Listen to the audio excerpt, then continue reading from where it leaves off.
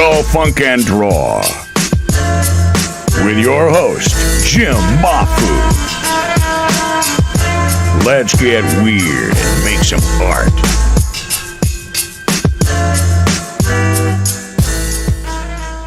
Whoa. 50 years of Skull, Funk, and Draw. No, wait, that's not right. 50 episodes. This is our 50th episode of the show called Skull, Funk, and Draw on Schrab Home Video. With me, as always, the Blastmaster Kevin Day is here. Kevin, how the hell are you? I'm doing good, man. I'm doing good. I cannot believe it's been 50. It really just feels like a few weeks ago, Rob was like, hey, this is my friend Jim. He wants to do a show.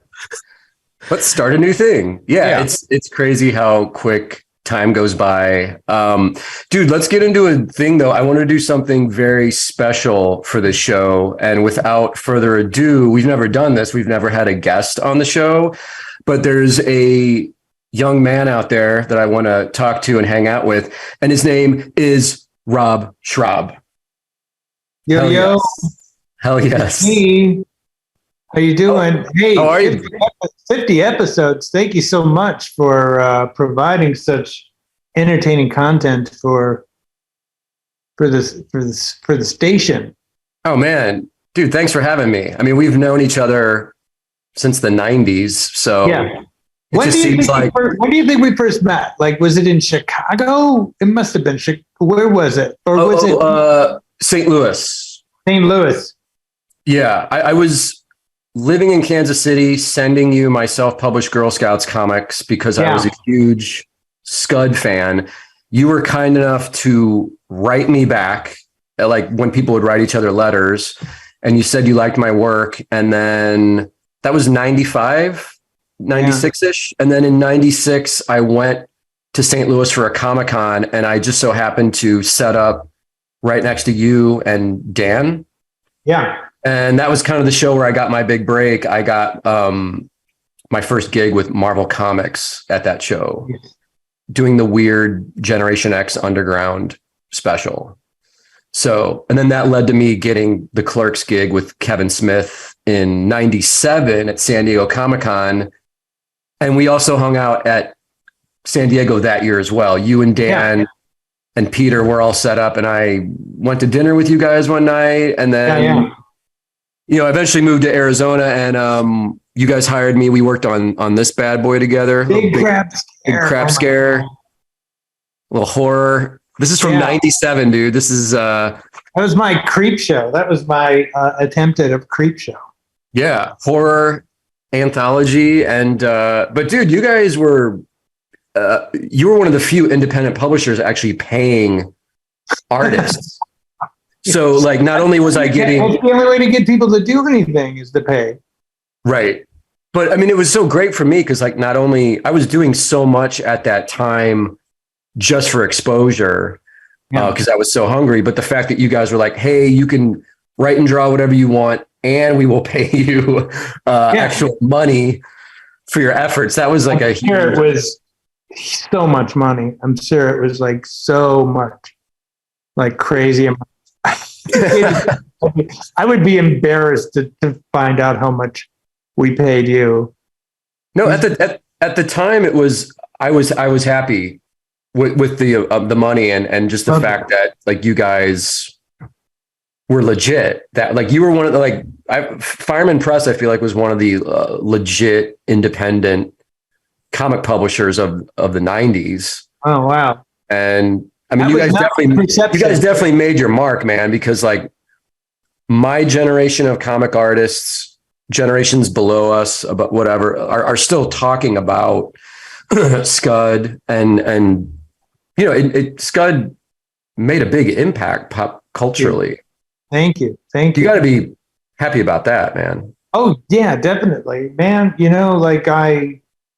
It's still my favorite thing I've ever done. And I do look back at those comic books, those early comic book days, especially like Comic-Con or even Chicago Comic-Con or whatever. Yeah. When it wasn't, like, huge, when it was like dudes like you and me, and we would get together, and it would be like, hey, let's go out for drinks afterwards. And it was very mellow and low key. And And it wasn't like, I mean, definitely it was something that we're here to make some money, but also to get our words out. But my favorite thing was just meeting people like yourself. Was just like, we met a lot of really, really great artists. I just loved looking at them. Yeah. Art, like all the ash cans and the black and white comic books. I never really spent any time with the Marvels and the DCs of it all. I was always in the dirt, in the grime, punk rock artist alley. Like that was the best.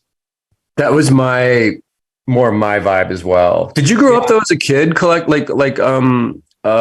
reading like Spider-Man comics or anything like that? Occasionally, I will say this, like my biggest influence, one of my biggest influences, not only as a comic book artist, but as a director, was How to Draw Comics the Marvel Way. Oh yeah. I think that is essential. If you're going to be in comic books, buy that book. If you're going to be a filmmaker, buy that book. Because I remember being in grade school and getting that book, and I would redraw like the panels that they would say, hey, here's an example of a good page, and here's an example of a bad page. And I would take like the good page and I would redraw the good page, but I would put my characters in it. Oh, nice. I have them around here somewhere. It's I'll see if I can dig them up. I'll post them on Instagram or whatever. But like you learn so much about where your point of view is. That's, I think, like the most important thing of being like a storyteller when you're visual is whose point of view are you going to be in? Where are you? Be down low, you can be up high, like that kind of stuff is really important. And composition was always a really important thing that I learned from that book. But I never really, I would get the occasional Spider-Man book. I loved the Hulk just because he was a big green monster. Mm-hmm. Never really got into Batman until later. I was never really a fan of the superheroes. I liked the black and white. Yeah. You see the splattering ink. I loved, like I had at one point the original Teenage Mutant Ninja Turtle comic book from like mid 80s or whatever. Like it started in like 84, I believe was the first issue. Yeah. I think I got one of the first printings of it. And of course I sold it when I was in college for probably like maybe $20. It's probably worth thousands of dollars now. Not that I collect to make money or whatever, but I just loved anything that didn't look like the norm, anything that was like sketchy or whatever. I loved Ranzerox, which was kind of like a heavy metal type book, very punk, very there was Roachmill Roachmill was so great. That first book was such an influence. If you look at that first book, Roachmill #1 and Scud #1 would be a great double feature. Yeah, dude, that's a Dark Horse Comics. Yeah. Dark Horse. I love Dark Horse. I love Dark Horse. Dark Horse. I love Gore Shriek. Gore Shriek was a horror comic book that I really loved. They had some really, really amazing stuff. It's stuff that I would show Greg Nicotero when we were doing Creep Show. I go, you got to do this story. Do this story. This is a classic story. Hopefully one day he will. But there's some really great stuff in there. Anything that there's something about very graphic about the black and white and the tone that I just kind of, you could smell the pages, you could smell the ink, even though it's a print. You could just smell the toothiness of it, and I love that. When you go down to Artist Alley, you can kind of have that. You could smell the pulp, the ink, the whiteout. Yeah, that brings me back so much. Just looking at your table right now makes me so gleeful. Yeah, the actual analog materials. It's funny, dude, because like if you with black and white, it's like really basic kind of stuff. But if you can make stuff work in black and white, like if you can learn high contrast and how to spot blacks and how to create balance in that way. Yeah. Just adding color on top of that becomes a walk in the park after a while. Because I mean, you and I both kind of trained on the mean streets of the 90s underground culture of black and white was sort of our only option because it was the most cost-effective way to print the material. Color and time consuming. It's like people would be like, why isn't this in color? It's like, well, it takes me a month to draw it. It would take a month to color it, so That's it right. would be like it'd be nice to find somebody that knew how to do this and be working side by side with me. But I mean, back then it was few and far between, like nobody was really kind of doing it, especially in Milwaukee. Nobody was doing it.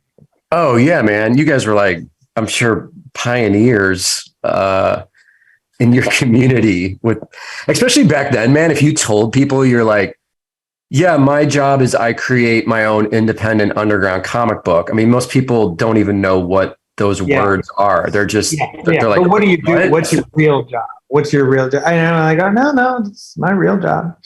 Real job. It's crazy, dude. I had some storytelling questions I wanted to ask you, and then we could get into you kind of showing us some process stuff with character. Yeah. But because there's a lot of aspiring writers and artists watching the show. When it comes to storytelling, like when you're about to start a new project or develop a new concept, do you come up with characters first and characters that you want to put into a story and craft a world around, or do you come up with a plot first of something a story you want to tell, or like what's your launching pad for making a new thing, basically? It's different every time, but I would say, because I'm from the VHS world, like whatever, I mean, like I'll have like the poster in my head and usually the title, poster, the title.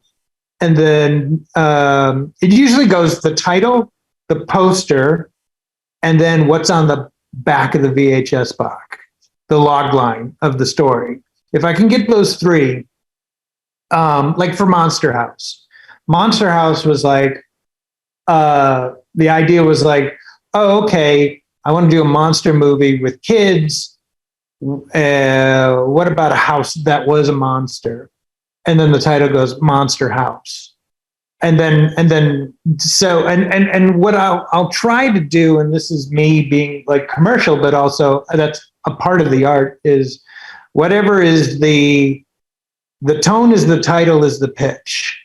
So Monster House, the house is a monster. And because we're using the word monster and house, you kind of go, oh, this is not a serious movie. This is not a serious, bleak horror movie. This is kind of like a fun, because you're using the word monster in it. So it's got to be kind of like a kid's movie. So, and it's an easy to, like, what if a house was a monster? Monster House. So the title is the tone is the pitch. That is usually the goal. With Scud, the Disposable Assassin, I came up with the idea of like, what about an assassin that you buy out of a vending machine?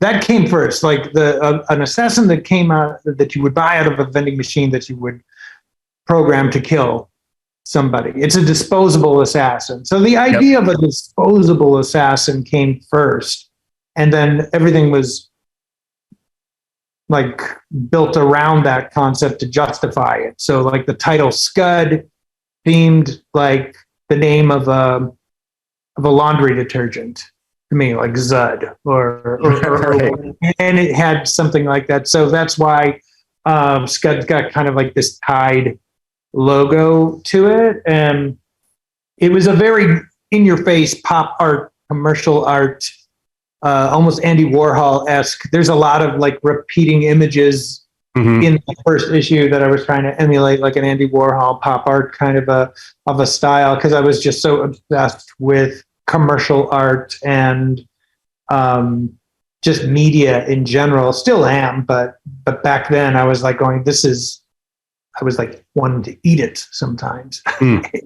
Yeah, But, man. Yeah. So when it comes to like storytelling now, all of the visual stuff gets me excited first. I have to have like a visual element in it that makes me go, okay, I know what the poster is going to look like. And if I can come up with a decent title, that's good. But what really is the thing that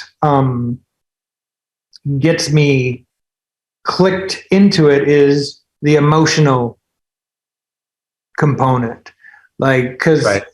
you know, we hear this all the time, is like, what is the emotional entry way for the person that doesn't give a shit about art? You know, that they just want to hear a good story. You know, not everybody's obsessed with art and color and design like we are, but everybody understands emotion. Everybody can connect. If you could get that emotional connection, plus you've got like the design, plus you've got the title, plus you got the tone, and then you're locked. Then that's something you should invest all your time into. Then you're cooking. Yeah.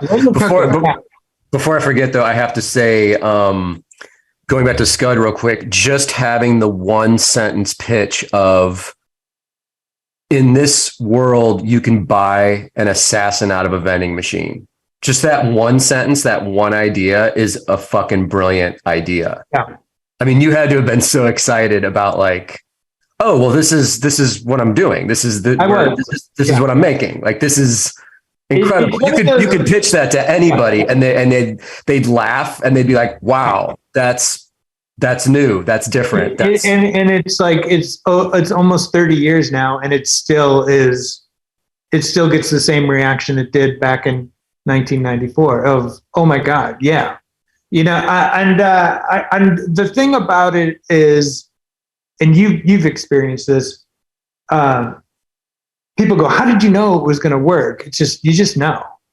Yeah. You just know. There are some times where you go, I mean, it's easier for me to look back at it and go, oh, I knew it was going to be big. Or I mean, I had a feeling it was good. It obviously did better than I thought it would. But I knew that I also had a great group of people around me. Really trust. I mean, like Dan Harmon is like my best friend. So like him responding to it is a big deal. You know, it was a big deal then. It's a huge deal now. So he's always like the person I bounce stuff off of. Also, like everybody in the Dead Ale Wives, I really respected and thought that they knew what they were talking about. Everybody went. It was interesting because when I was in the Dead Ale Wives, I was in improv before I did comic books. Yep. And people liked me. They thought I was good, and they thought I was funny, and they wanted me to be a part of the troops and things like that. But I didn't have that respect. I was still like a new kid. But then when I did the comic book, everything shifted, and everybody went, you're better than we thought. And there's that, right. You know, they said, oh, okay. And then there was a shift. And so I paid attention to that too. But yeah, when I kind of put things down and laid out Scud, I was like going, you know something, there's something here. I'm going to invest everything I have into it. And at the time I didn't have a lot, you know, I had like maybe $5,000 to my name or whatever. Right. And I just was like going, you know, I'm 23. I got my whole life ahead of me. I'm going to hopefully make $3,000 more eventually in my life. I might as well dump everything into this thing and just see what happens. I've got enough I've got my parents and stuff. It's like, I'm not going to be homeless. I'm going to be okay. It'll suck if it doesn't work out, but I got to try. Yeah. And, I had that same mentality of like, I'm going to pursue this comic book thing. My parents have sort of cut me off financially at age 18 and said, good luck. We support you. If something disastrous happens, I can probably ask them for money and they will bail me out. But at the same time, I'm sort of just putting all my eggs in this one basket of this is just what I'm striving to do. Like I'm going to just keep going until I break through somehow. Yeah. So, and I would suggest that if you're young and you got something that you want to do, don't wait. Yeah. Make your mistakes when you're young. Make a lot of them. Make them a lot and do it quickly, because you want to get, the more mistakes you make as you're young, you're just getting them out of the way. Everybody makes mistakes, but get the mistakes out of the way so you can start having your successes when you're like in your late 20s, early 30s or whatever, that. I mean, like because as you get older, you get more comfortable. You don't get scared, but you get comfortable. You're like, oh, that's a good idea, but I don't want to spend that much money or time on it because it might not go anywhere or whatever. When you're young, you're like, I don't care if it goes anywhere. I just want to see it. Right. And I do miss that. I do miss that part. Yeah. It's wild, man. Cause I always tell young aspiring artists, like, start filling up those sketchbooks with all the terrible drawings that you need to get out of your system, because there's going to be some terrible drawings. It happens to all of us. Start working those out of your system so that you can get to what you're supposed to be. You're supposed to be this other artist. You're supposed to develop a style that will come with time. Try not to stress out about it, but start now working on this stuff and getting the terrible stuff out of your system. And you don't have to show anybody this stuff. You don't have to post it online. That wasn't an option for us when we were younger, because there was no internet. That's how old we are. But it was like, I would just fill up sketchbooks, man, when I was in college, of terrible drawings and not really show them to people. But if something good came out of a drawing, I would just save that little good piece, put that in my arsenal of tricks, and then disregard all the terrible shit that I had drawn. But out of one sketchbook, if I could get like 2 or 3 little nuggets of, I'm going to put this into my final style, that was worth it to fill up that sketchbook with shit to get those couple little nuggets. You know what I mean? Yeah. So, and that's how you build. That's how it moves slightly slower than most people are going to want, but that's just the way. What are you going to do? If you're 20, if you're 22, 23, what else are you going to do? What That's true. Fill up a sketchbook. Fill up a million sketchbooks. The thing is, you will learn more from a bad drawing than you will from doing a good drawing. And also, you'll learn. Your bad stuff. The reason you're looking at it and go, "Oh, this is bad," is because it doesn't look like something that's already exists. That's why you go, this is a bad drawing, because it doesn't look like anything I've ever seen before. Pay attention to that. Pay attention to everything that you're like going, well, I draw feet wrong. Well, maybe you're the guy that draws, or the lady that draws the feet wrong, but draw feet the way you want to draw. The thing is, like, when I started out in art school, I wanted to draw photorealistic, and it was so agonizing. I thought the goal was to be a photorealistic artist, and I just couldn't do it. It just did not work for me. Hey man, what was your reference point for that photorealistic look? Like, were you looking at like Frank Frazetta paintings, or like Probably. What? Yeah. Okay. Stuff like that, and I consider that photorealistic. I couldn't do it. But then one day in art school, I was looking at I think it was like actually watching like Ren and Stimpy, and just seeing like how the stretchy and pulley and the graphic quality of that. And I was like, I can do that. Actually, that's very easy for me to do. And when I said, I'm not going to be a photorealistic artist, I'm going to be, more of a graphic illustrator. And that's when I started taking off. And that's the thing that you don't And I would even say that about like writing, acting, sculpting, like you're just because you're not good at everything doesn't mean you're a terrible artist. You could be terrible at 10 things, but the 11th thing you do better than anybody. You're still a really good artist. You know, like that's the thing that I had to learn, because I kept like going, I can't draw photorealism. I can't draw photorealism. And I think Scud, if Scud was photorealistic, it wouldn't have been as fun. It wouldn't have been as good. Oh yeah, man. The whole point of that book is the style. The whole and the style and the attitude of it are all interwoven together. You know, like when I saw the cover where he's holding like the ridiculously large gun that's like made of other guns and stuff, and he's just saying your mama, like that's just the word balloon. I was like, this is my new favorite comic. I haven't even cracked open the cover yet, but like just seeing this on the shelf with this image and this style and attitude,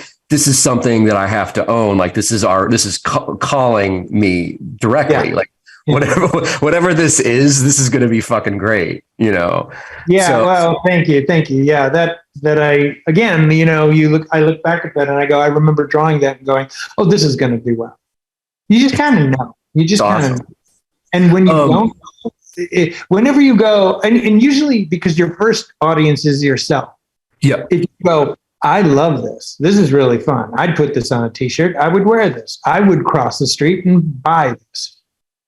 Pay attention to that. That's what but if you're going, I don't know, it's kind of, somebody will like it. It's not for me or whatever. I hate it when, because I'm working in TV, you'll get like, well, I don't think it's funny, but the audience will. And I would be like, hey, we're not doing that. We're not playing that. Yeah, that don't. A lot of children's entertainment. Don't do that. Yeah. Dude, if we could get into a little bit of your process and some character stuff, I wanted to ask you something. I was looking last night through Scud stuff, and one thing I didn't realize until recently was with your character design, it's such a simple idea, but so obvious, but so brilliant. All of your stuff is like color based to the point where it like Scud is a yellow robot. Drywall is a blue guy. Robot Bastard is basically an orange guy. Yeah. Oswald is green. The rabbit guy. And it just looking at all the images last night, it just dawned on me like, oh, this is such great design. Like that's how you do it. You just, because when you're describing it to people, and they say, well, who's Drywall again? It's like, it's the blue guy with the zippers. Oh, okay. Yeah. What's Scud? He's the yellow robot guy with the two guns. Oh, okay. It's like very efficient, descriptive, you know, kind of thing that just sticks in your mind to where it adds to the world building and it adds to an audience's ability to recognize and remember like what you've created, like what world you've built. Yeah. And I just, so that being said, can we look at a bit of process stuff? Sure. Like all that stuff is intentional, by the way, you know, like the Scud and Drywall. Scud is tall and very slick and yellow. Drywall is squat and kind of wrinkly and blue.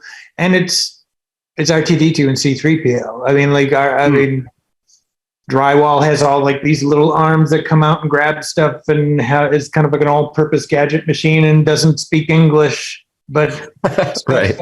Understand it. It's using those kind of mythology tropes, but doing my own spin on it. Okay, well, I'm going to show you how I draw and do stuff now, and this is going to be a little faster than probably. I'd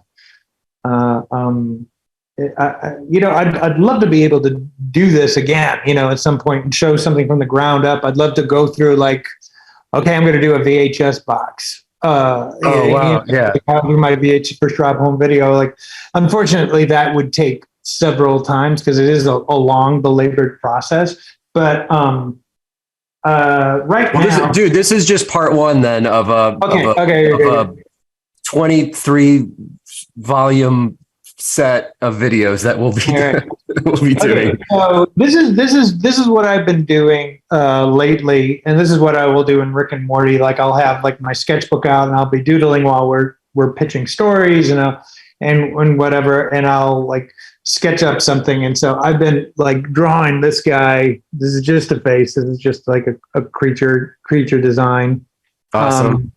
And I just did that with pencil, a little bit of like gray marker, and then I'll take a picture of it with my phone. This is, and I'm sure like people will be going, "You're making it so much more difficult, man. You don't have to do it that way." And I'm like, well, this is how I do it. So I'll take a picture of it, and then I'll just text it to myself because I'm weird. But this is how I'll do it. So I'll text it to myself, and then I'll get out my iPad here. Yep. Dude, this is crazy because I didn't know this is what you were going to say. And this is almost exactly part of my process now. Oh, really? Oh, well, great. And I'll tell you later, but you keep going. Okay. Now I'm going to bring it into, let's see. I have to do a couple of things here. Talk amongst yourselves while I figure this out here. This is good stuff, man. Blastmaster, how excited are you about all this? This is actually Kevin Day gave me this iPad, and I use it every day. Sweet. Is it the 12 or the? Yeah. Nice. It's awesome, and I love it. And I wish I was better at it. Okay, so all right, now I'm bringing it into Photoshop. So I don't know if we want to bring that in. Are we screen sharing or? Yeah. All right. Kev, I think my mic wasn't working. Yes, we are. Oh, there we go. There, we can hear you now. All right. So here we go. Let's make this nice and big. And there we go. So now what I'll do is I'll just start playing around with it. See, it's kind of messy, but for some reason I just need to start out with the sketch. I don't know why why do you do it your way? So what I've been doing recently is I'll start a piece and I'm working on paper. And if I get to the point where I'm worried about messing it up or fucking up the composition or something, I will then just scan it, import it into Procreate, and do all my problem solving in Procreate as far as where to place, the blacks, what shapes to put on, what color am I thinking? And then, because, obviously, man, you can go back and delete if you make a mistake. Yeah. And then when I have all my stuff figured out, I just go back and do that on the analog paper version. Because I always want the paper art. I want the original art because I sell my originals occasionally. So it's just become this really easy and convenient problem solving tool so that I don't have to paint over the actual ink work or ruin the original art basically. Yeah. So your button alone is worth scanning it in. Oh yeah. Yeah. You just can't be lazy with some of this stuff because it's like, well, no, I'm going to go with the extra step just to make sure I don't completely screw up what I've got going here. So, So at any point, if you've got any questions, but why did you do it like that, Rob? Before the show started, you were showing a little photo reference. Is this creature? He's a fusion of a couple different things you were looking at, or no, there's two different processes that I could talk about. This is the drawing, just the sketching process that I have right now, but the other process that I can go into is like what I've been doing in order to make like anybody that knows my VHS boxes, my T-shirts or something that I did on Schwab Home Video, or just seen like my stuff from Slashback Video. What I'll do is kind of cut and paste stuff together and then draw on top of it. Mm-hmm. So like here's something. It's almost like you're a DJ and you're sampling all the little good bits and pieces that you want without like blatantly, you're not copying, but I'm pretty much copying. I mean, like, but I mean, like it. But at the same time, I'm like it depends on what the look is. If I want to do a Scud look, I wouldn't do this. But if I wanted to do a VHS look, then I would. This is what I would do. Okay, got it. To get that VHS photo look, that those shirts, man, that you've designed with like the what was the Shark Hotel? Shark Hotel, yeah, incredible. That's got to be fun stuff to just figure out. I'm assuming you're having fun while you're doing that stuff. It's a very time consuming process, but it's a lot of fun. It was great during my Adderall days. Oh, geez. Yeah. just sitting there grooving out and just like going, oh, I've been doing this for 8 hours straight. I kind of love it. But my brain is a mess. I haven't experienced the Adderall work flow. I'm already kind of like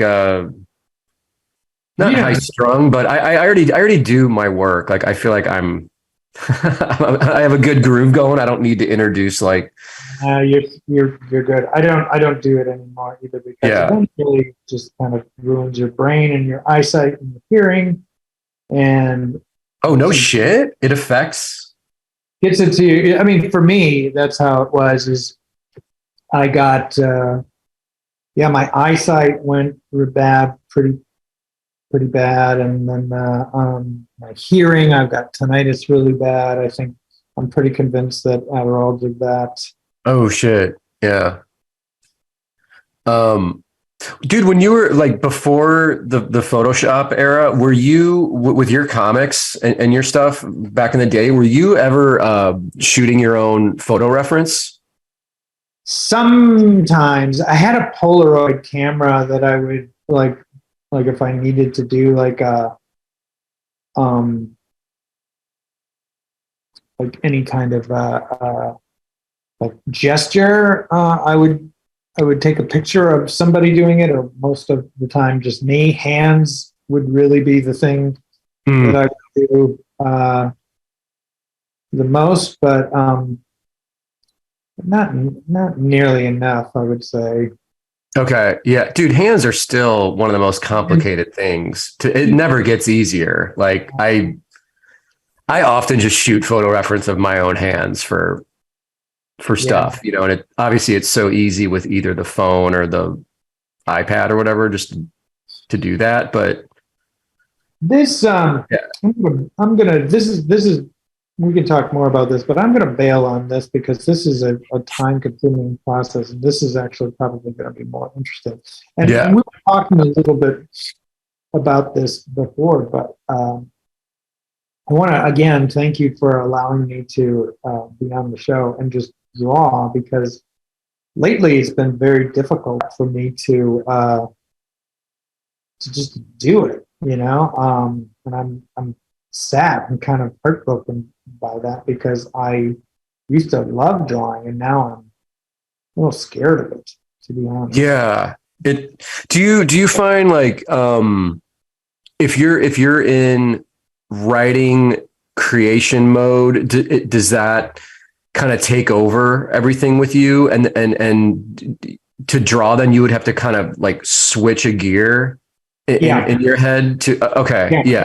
Definitely. I mean, like I am not a multitasker. I don't know how Harmon does it. I don't know like how like Phil Lord and Chris Miller, how they can do like a million projects at the same time. I've never been able to do that. I've always been able, like, I like to sit and just cruise on one thing until it's done. Yeah. And it's really been difficult to multitask. So yeah, if I'm like writing, like we just finished Rick and Morty season 8. Right. Will be awesome. And season 6, the new season is showing up tonight. Hell yeah. They split the season in half. And I don't know why, but probably because we took too long again. But, it's all for quality. But that's tonight. Dude, that's awesome.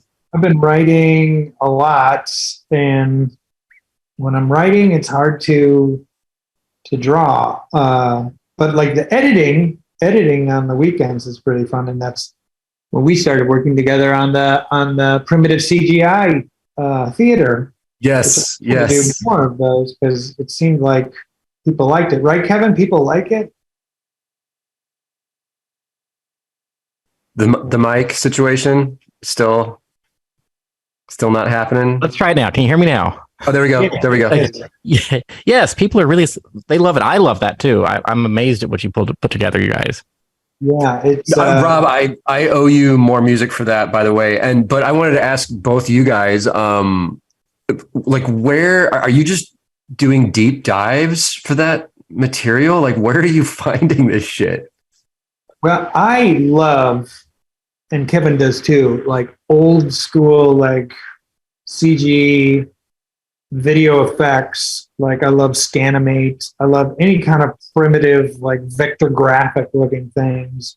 And I just, one time, I think I said this to Kevin, like I said, like, I cut this together because I was procrastinating on something else. It was probably, I didn't feel like doing another Found Crap or another Cyberpunk Megazone. I wanted to do something that was just kind of like something that I could just vibe out to. Yeah. And I love your taste in music, and anything that was kind of trippy, and because like old school CGI is just sometimes just such a mind fuck. Like what? Dude, it looks otherworldly. It looks like people from a different planet or reality created this stuff. Like when you just look at it, it's very, very odd, but also very interesting, Yeah. I just love it. And it was really, really fun. And in a way, simple. Everything just kind of locked together. Like the music that you pulled and sent me just really naturally goes with that style. And I don't know why, but it just kind of fits. And yeah. The instrumental. Yeah. I sent you a lot of Flying Lotus stuff and some Mad Lib.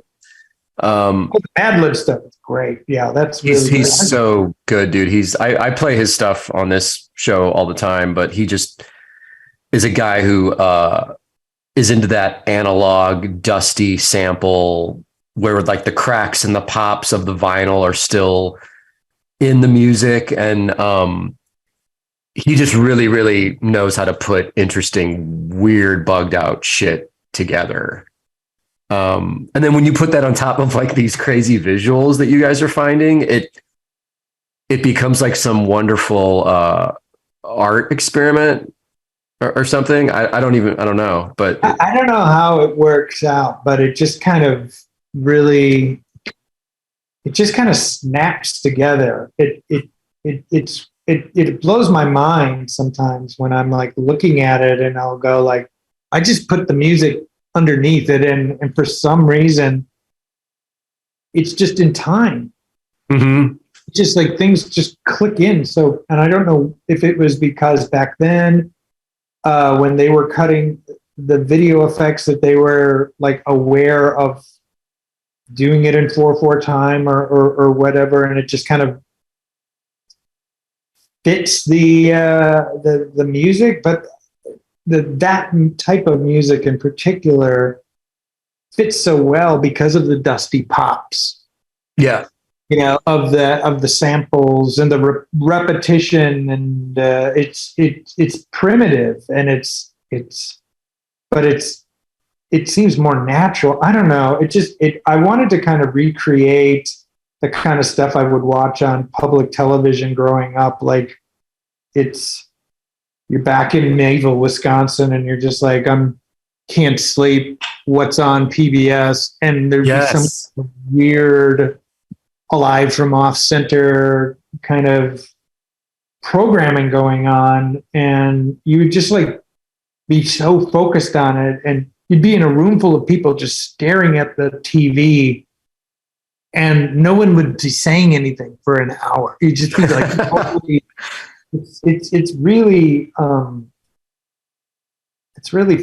yeah. I'm really happy about that it's being well received by most people. It's crazy, man. It's funny you mentioned the PBS thing, because I had the same experience growing up in St. Louis with PBS, because, you know, obviously we were watching, my older sister and I were watching, like, you know, Sesame Street, The Electric Company, that kind of obvious stuff. But when that stuff wasn't on, and you would just, you know, get a glimpse of what other programming was happening, as a kid, I couldn't wrap my brain around some of the stuff that was, you know, on PBS. You know, it was either boring adults doing like a local political talk show or something, or it was just something completely strange and surreal and very late 70s, early 80s, you know, which that stuff kind of has a built-in creepiness to it no matter what.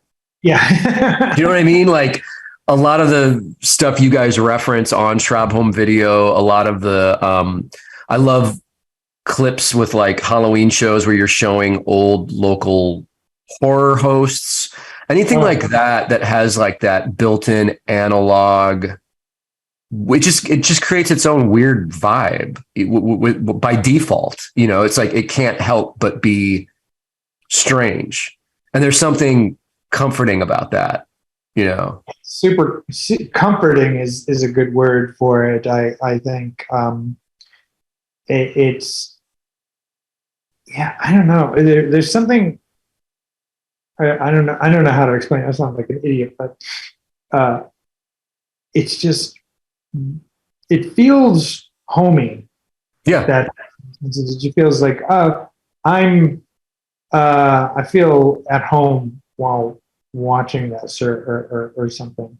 Yeah. It's crazy, man. It's like the reason why I still watch like Great Pumpkin Charlie Brown every Halloween, and the Garfield Halloween special, and Fat Albert. It's because it immediately ignites that part of my brain that's still like a 6-year-old kid growing up in the Midwest. And, you know, it's October, it's cold, the leaves are on the ground, it's fall. I'm thinking like what my costume's going to be for Halloween this year, whatever. And it's crazy to be immediately transported back to that kind of feeling. And I mean, obviously music does that as well for me. You know, old comic books do that, movies, whatever. But it's crazy that we still have these little trigger points in our brain that can immediately be ignited by like media. Yeah, it's crazy why what triggers you media wise. Like for me, it'll be like colors, it'll be like fonts. Like if I see the right kind of lettering in something, I'm like, okay, it's 1973. I know exactly where I am. And and what this is about. So anybody that gets that kind of stuff right when they're doing something, I am just so excited. But have you watched Night Flight? Do you remember Night Flight? No. Remind me. What is that? Okay, Night Flight might have been before your time, or after your time probably. But Night Flight was like a competitor of MTV, but it was on like USA Today. It was like precursor, I believe, to like USA's Up All Night. Oh shit! Okay. Sort of fan theater. They would show music videos. They would show interviews with like directors, shorts, animation. They would just show like tons of weird stuff. Anyway, they like in the last couple of years put out an app where you can watch all of that stuff. Like, oh no shit, that's awesome. You can watch like it'll go like this was shown in 1982, and it'll have like commercials for like Miller High Life, the king of beers, and then they'll go, here's an interview with John Carpenter promoting like Escape from New York or whatever, and then they'll do like a music video of Kate Bush, and they'll show a short, an animated thing, and it's really wild and great. But it does, I think you would really be into it, because they also they have like an independent label too. Well, they'll show music videos that are just like, I've never heard of this. It's all independent labels like Drab Majesty and like Orville Peck. They'll show all this kind of stuff, and it's really kind of awesome. I think you'd be into it. But that's super cool. Yeah. I wrote it down so I don't forget. I'm gonna check it out tonight. That's another great thing, man, about like, I know social media is probably ruining all of our lives, but one cool thing about it is like on Instagram, I follow so many accounts now that are like, old 70s and 80s movie posters, old retro sci-fi art.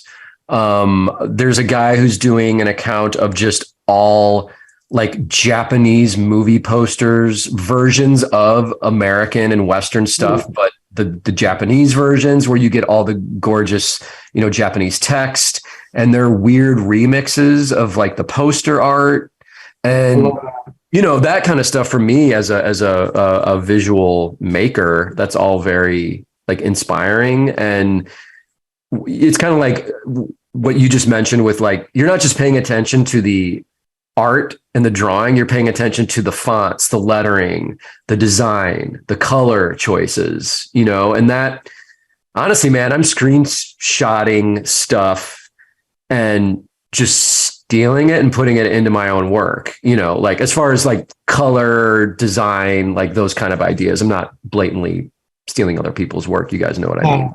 I like watching like the tutorial, like people drawing, like they'll do like, especially the Procreate like replay. Yeah. Like I like watching how other people's processes are and how they get like, especially like how they use color and stuff like that. Yeah. Oh, hey, Kev, can we go for 5 more minutes? 10 more minutes? Go for it. Okay, cool. Go for it. Rob, one other thing, while you're rocking on this piece, do you mind showing, before the show started, you were showing me that full figured monster character? Oh yeah. Okay. Here we go. Can we check him out real quick? Okay, so here's an example of what I will also be doing. Like, I'll find an image like this, and I'll go, oh, that's a pretty cool image, but I'm not really a big fan of the head. So I'll take it, and then I'll kind of bring it into Procreate and Photoshop, and then I'll turn it into something like this. It's badass, man. Like I'll add like the feet in. Those are like T-Rex feet that I found somewhere else. But what I'll do is like I will like go over it to make it look painted. That's something that I'll do with, like, I'll take like either like a photo or like art that's already been painted, but then I'll do a pass over it to combine it, like the I don't know if you can you see my cursor? Yes. Yep. So like I'll like the head is different from the other head. Like it's but I'll take like a baboon mouth. Yep. Put it inside the face of a bat, and I'll elongate the head, and then I'll like add shadows and stuff on it too. And that's awesome, man. That's so you're actually, I mean, you are rendering though with color. I mean, you are creating light and shadow and depth in a confident way here. I mean, it takes a long time for me to do it, you know, like, to be honest, like I'll hem and haw over it for forever. Like, let's see if I can I'm going to close this guy out. That guy's badass, dude. He's like a mutated chupacabra or something. Yeah, definitely. Let's see. Let's close this out. And then, did I close out the whole thing? I don't want to do that. We did. We lost your screen. Here, let me see if I can. Do you see anything? Just you. Yeah, just you me. need to share your screen again. Talk amongst yourself while I find what I'm looking for. Okay. But should Kevin, you and I not talk so that the screen focuses on Rob? Yeah, just on Rob. No. It was really funny how you guys were mentioning PBS, because the first time I saw Rob's final cut of the primitive CGI thing, I was like, this reminds me of 2 a.m. watching PBS in Nebraska as a kid.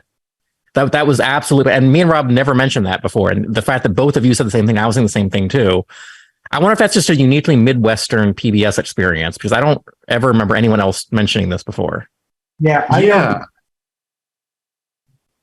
It might be. I feel like I've asked friends of mine that like grew up in California. It's kind of rare to meet like LA natives, but when I lived in LA, I would sometimes ask people about that kind of stuff, and they were like, we didn't get that shit, or we didn't see that, or whatever. So I think, I don't know, the Midwest had its own kind of version of this weird programming, or just different, everything was like more regional. That's what's weird now, man. It's like everybody, I mean, streaming is great, but everybody's just kind of watching the same shit. Yeah. And it probably there's less room for, those bizarre regional kind of things. And that's a whole other thing too, with like regional commercials, I mean, those are always a weird classic kind of thing that, I mean, I don't even see commercials anymore. Yeah. I have YouTube Premium. I stream things, and it's like, commercials have just been eliminated from my life, which I'm not complaining about. Like that's all good with me. But growing up in St. Louis on Friday and Saturday night, you'd see those like weird, fucked up, like the king and queen of mattresses, like super lo-fi commercials that were like, was everyone on acid who made this? Yeah. Like, this is fucking crazy, I do miss, I can't find what I was looking for. It'll have to be it. I was going to walk you through like a VHS box, but oh shit, dude, let's do that for next time. Like next time you come on. Next time, yeah. Cool. But thanks, man, for having me on the show. I really want to get back into drawing regularly, and anytime. I mean, like watching you draw is the biggest inspiration. So thank you for doing this every week. Dude, my pleasure. I mean, I'm always just having fun here. So there's certain weeks where I see what I've produced in an hour, and it's kind of like, it's not really what represents what I do, but it's just the action of kind of just being here, doing it, enjoying the music with everyone. So it's an odd thing to kind of like figure out, like, what do I want to do in just this very short amount of time? It's kind of fun because it's challenging, but next time you come on, we can see VHS process, but also you and I can both draw. And because this was great just hanging out talking this week, but it's a strange thing to just be like, okay, what is going to happen in just this hour of me with like a pen and paper, So, but I want to thank you and the Blastmaster Kevin Day for giving me the venue, man. It's been fun. Like, we've built an audience. I have people at Comic-Cons that come up to me now rocking the SHV t-shirts, and, nice. and I've met people in person. I've gotten DMs from people on like the artwork they're producing while they watch the show. So it's just cool to have like a community of good people. There are some perverts. There's some degenerates. I'm joking. You guys know who you are out there. Yeah. We kid the community. But anyway, either way, dude, thank you for celebrating the 50th episode with us. This was great. My pleasure. I'm so happy to be here. And thanks again. My pleasure, buddy. Tuning in, everybody tuning in and supporting Jim and supporting Schrab Home Video. I mean, thank you. I mean, this thing started as like the world's locked down. What can we do to still be creative? And this is like my dream, is to have like my own TV network. So yeah, great. Man, it's crazy because I started off just as a viewer and seeing what you guys were giving us this awesome entertainment every Sunday with the quarantine. And it was just cool to know you, interact with you and be like, this is so great. And then eventually get to the point where you're like, well, why don't you just come on board and do a show? Yeah. Like, oh, okay, cool. Yeah. Let me figure out what that will be. What are my two favorite things? Music and drawing. Okay. Yeah. Well, that's the show. So yeah, I said you're the funky Bob Ross, man. It's just, we watch you do art and listen to music. It's great. I appreciate that. I love Bob Ross. So that's a compliment. Well, hey, dude, let's definitely do this again then. You guys, I won't be here next week. I'm actually going to be a guest at a Comic-Con in Paraguay. So for any Schrab Home Video fans in South America, Paraguay Comic-Con next week, come by, say hi, and then we'll return after that week for more content. And then Rob, definitely please come back at some point so we can like hang out again and have fun. I'll have a better setup. I'll definitely have a better setup. So we'll figure it out, man. Rob and Kevin, you guys are the shit. Thank you again for everything. Peace. Take care, guys.